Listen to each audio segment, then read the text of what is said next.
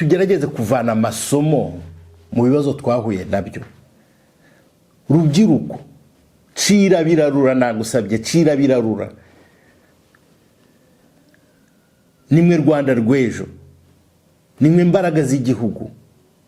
Mwirinde ababashuka, mwirinde abakomeza kubateramo uwo mutima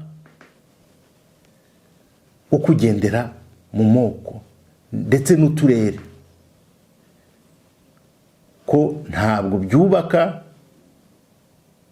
ntabwo byubaka. Mwirinde ababashora mu ntambara, abashaka kubashora mu ntambara. Umugani wa muririmbyi, intambara irasenya ntiyubaka. Igihugu cyacu kimaze gutekana, abayobozi barakora ibishoboka byose kugira ngo amajyambere agaragare.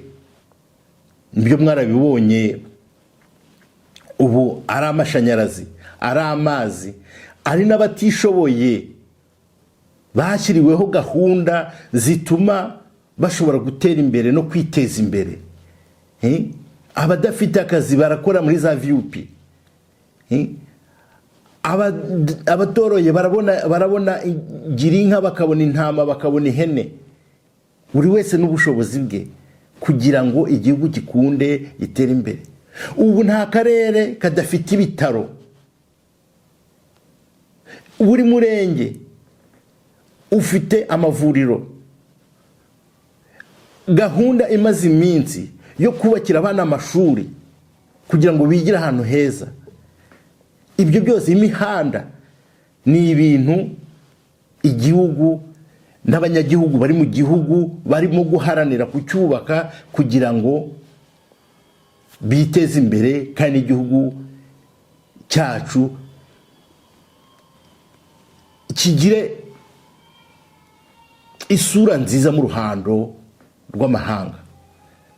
Nuko rero mwirinde rubyiruko, mwirinde ababashora mu ntambara, birinde ababashora mu ntambara z'amoko, mwirinde abashora mu bushotoranyi.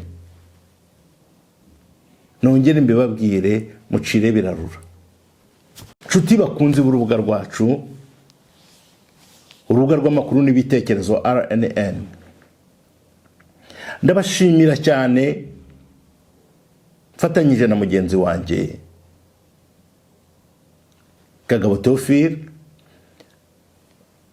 ibitekerezo mukomeza kuduha.